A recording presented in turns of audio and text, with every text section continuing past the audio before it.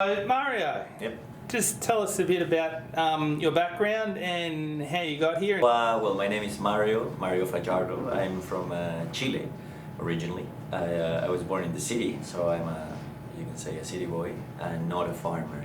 That's a very important thing to say. But I do come from a soil science background. My dad was a soil scientist. He's an old school soil scientist. He did a master in Belgium, where you have the old school soil science branch of pedologists, if you want to say. It's basically a branch of like geologists. So like they basically go there and dig holes, and like they're really in touch with the soil. By seeing him, I decided it was a nice thing to do for life. You're always in contact with the land, you're in contact with the people, so I said, all right, I'm just going to study that thing.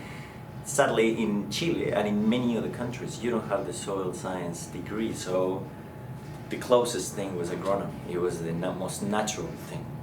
And then I joined the University of Chile, in Chile, of course. And I did my degree. In Chile we have a very particular long degree. It's a 6 years degree. So it's something like a master. And then you study all the different aspects of agronomy.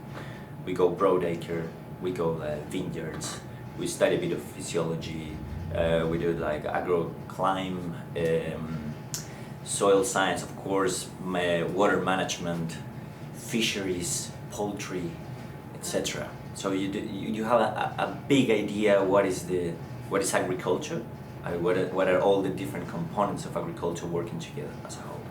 So spectroscopy, the kind of spectroscopy that we're using in here, it goes a bit further in the electromagnetic spectrum. So not just checking the visible part of the spectrum, but some other parts of the spectrum. The near infrared, the red edge, far red, etc. So we're going from 350 nanometers to 2500 nanometers. So it's basically having an eye that can see where our eyes can't. So that's important part of spectroscopy.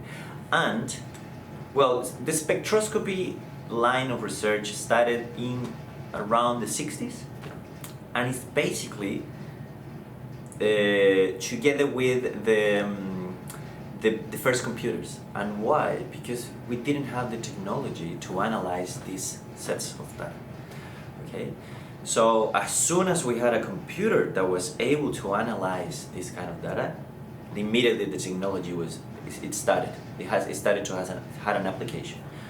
Okay, so how do we use soil spectroscopy in general? It's basically identifying things that we can't see. So, for example, a weed seeker. That's a sensor that it's very common in agriculture. The weed seeker basically detects some regions of the electromagnetic spectrum that we can't see. So it's the near infrared, for example. And it will say, all right, we have this kind of, some weeds, they reflect, especially, you can identify some weeds by their signature reflectance in the near infrared spectrum. Or, for example, we can, predict the pH of the soil just by pointing with a spectrometer.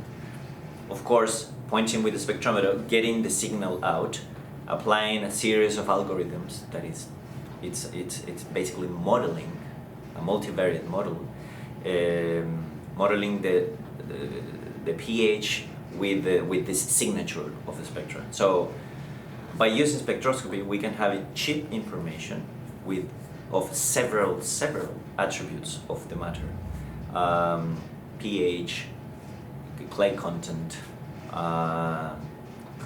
cation exchange capacity, carbon, nitrogen, etc., etc. So I think spectroscopy is basically super eye, something like that.